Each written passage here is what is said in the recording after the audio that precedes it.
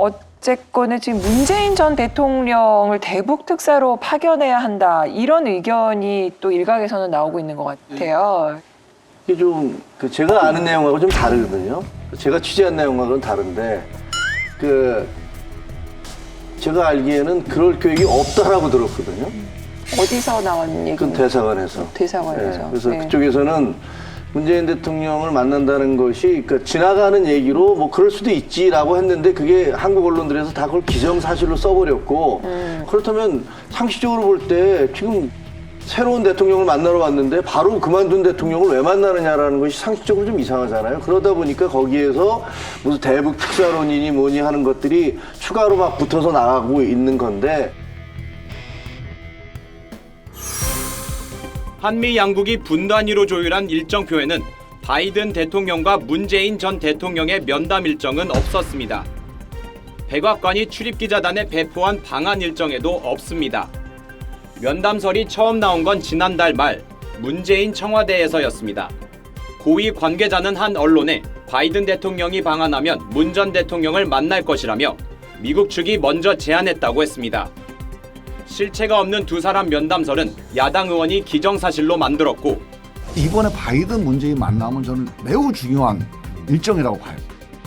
바이든 대통령이 요청 먼저 한 거죠. 그거 당연한 거죠. 그러니까 퇴임하는 대통령이 어떻게 현직 미국 대통령한테 만나자고 할 수가 있겠어요. 네. 그거는 뭐 있을 수 없는 일이고. 구 여권 인사들은 문재인 대북 특사론까지 확대시켰습니다. 북핵 문제 해결 과정에서 북한과 미국의 입장 차이를 좁힐 수 있는 그런 역할을 일단 제가 듣기로는 그게 사실이 아니다. 굉장히 네. 과장된 거다라고 들었어요. 백악관에서도 NCND라고 했다면서요. 그러니까 대부분은 백악관에서의 모든 행동들을 NCND로 얘기를 해요. 네. 예를 들면 판문점에 갈 것이냐, 갈 수도 있고 안 갈 수도 있다.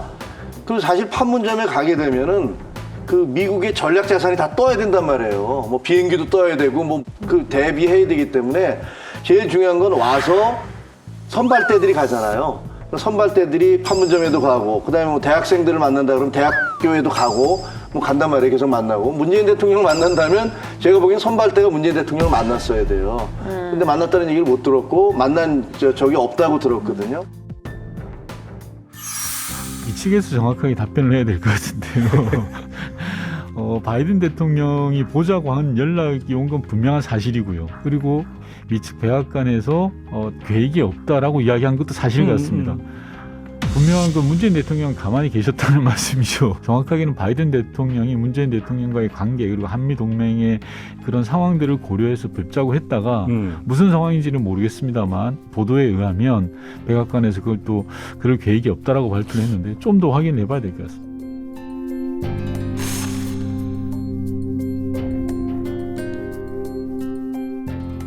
작년도 하반기에 미국을 가서 3주 동안 있다 왔는데 근데 미국 사람들 전반적인 생각이 뭐냐면 제가 말하는 사람들이랑 이제 한반도 전문가들 문재인 정부의 말을 신용을 할 수가 없다. 그러니까 우리가 북한 사람들한테서 직접 만나서 듣는 얘기하고 문재인 정부의 사람들이 들어와서 전해주는 얘기하고 조금 뉘앙스의 차이가 있다. 또 북한 입장에서 보면 뭐 여러 가지 성명들에서 나왔지만 많이 믿었다, 당신. 정말 믿었고 내가 하노이도 가고 싱가포르도 다 가봤다. 그렇죠. 그런데 결국 얻어진 게 뭐냐? 그러니까 그 반응이 격렬하게 나오고 막 연락사무소 폭파하고 이런 일들이 벌어진 거거든요. 이런 상황에 있는 사람을 특사로 받아들여서 과연 얻을 수 있는 게 뭐냐? 그 사람들로서는 미국에 아주 영향력 있는 사람. 윤석열 대통령의 마음을 가장 잘 읽고 그렇죠. 그 사람을 가장 잘 대변할 수 있는 사람이 특사로 와야지 정치적 반대점에 있던 사람들이 말을 들을 수 있을까요? 실제로 미국이나 북한이 그 문재인 정부에 대해서 갖고 있는 실망감이 적지 않은 걸로 알고 있어요. 왜냐하면 그 하노이 회담에서 중간에서 처음에는 무슨 뭐 대화를 촉진하겠다고 했지만 양쪽 모두가 한국 정부로부터 들은 얘기를 두 사람이 확인하려고 그러니까 전혀 다른 얘기를 하고 있다. 김정은 쪽에서는 야, 이거 미국이 나한테 양보한다고 그랬는데 그렇게 들었는데 왔더니 이게 무슨 소리야. 그리고 트럼프 대통령 입장에서는 야 이게 무슨 소리야? 한국 정부로부터 들은 얘기하고 완전히 다르잖아. 이렇게 되니까 회담이 진전되지도 못하고 그 회담이 깨져버린 거고, 그게 깨지자마자 북한은 가서 무슨 뭐 특등 머저리니 무슨 뭐 별의별 그런 욕설을 퍼붓기 시작했단 말이에요. 그런 것들을 보면 그동안의 문재인 정부에서 대북 문제, 이것은 뭐 평화 프로세스라고 얘기했지만 어떻게 보면 양쪽의 적대적인 사람 두 세력을 놓고서 그 거간꾼 노릇을 했는데 양쪽에다 서로 다른 얘기를 함으로 해서 오히려 더 상황을 더 악화시켰다. 2017년 문재인 대통령이 취임하고 난 다음에도 북한은 핵실험을 계속했고요. 미사일 계속 쐈어요. 그러다가 2018년에 평창 올림픽을 계기로 해서 대화로 나서게 됐는데, 그래서 이미 자기들이 원하는 만큼의 핵실험을 다 했고 미사일도 다 개발했기 때문에 이제부터 남한 정부를 징검다리 삼아서 미국과 직접 협상을 하겠다라는 그런 취지에 의해서 그러면 평창에 온 제가 거죠. 반론을 제기할게요. 평창에 온 제가 거죠. 반론을 제기할게요. 그러면 대한민국 대통령으로서는 가만히 있어야 됩니까?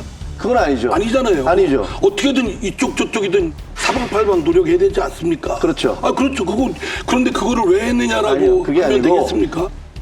문재인 대통령의 대북 정책의 특징은 너무 북한을 선의로 해석하고 환상적으로 받아들였어요. 이상주의적인 관점에 의해서. 그래서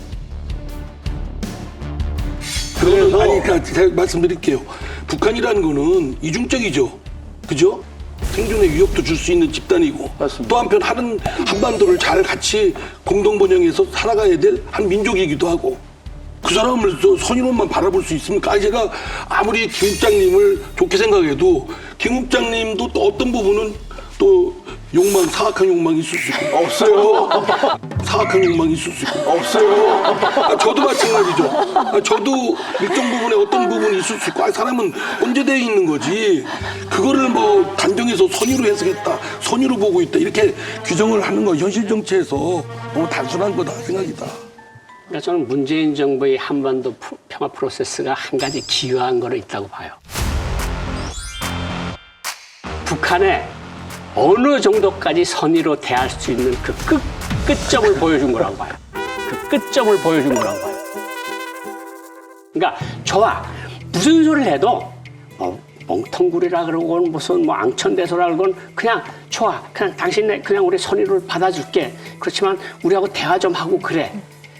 그런데 북한에 선의를 가지고 대하되 북한에 잘못됐을 때는 그것을 바로 잡아주고 우리 국민의 자존심도 있는 거 아니에요. 대통령 보고 바보 멍텅구리라 그러는데 가만히 있는다는 건 사실 우리 국민 자존심에도 그런 거거든요. 근데 다만 문재인 정부 한반도 프로세스가 선의로 북한을 어느 정도까지 했는데 북한이 어느 정도로 나올 수 있는가, 그건 우리에게 교훈을 줬다. 저는 그렇게 생각을 합니다. 그러니까 3차 남북 정상회담이 문재인 대통령 재임 중에 3번이 있었지 않았습니까? 네. 그 마지막 평양 그 회담을 할 때 문재인 대통령이 평양을 방문했잖아요. 제가 그 광경을 보면서 아주 감동을 했습니다. 뭐냐면 그리고 문재인 대통령을 굉장히 부러워했어요. 사실 그 능라도 평양의 경기장에서 평양 시민들을 몇십만의 시민들을 상대로 대중 연설을 했지 않습니까? 그죠? 우리는 5,000년을 함께 살고 70년을 헤어져 살았습니다. 나는 오늘 이 자리에서 지난 70년 적대를 완전히 청산하고 다시 하나가 되기 위한 평화의 큰 걸음을 내딛자고 제안합니다.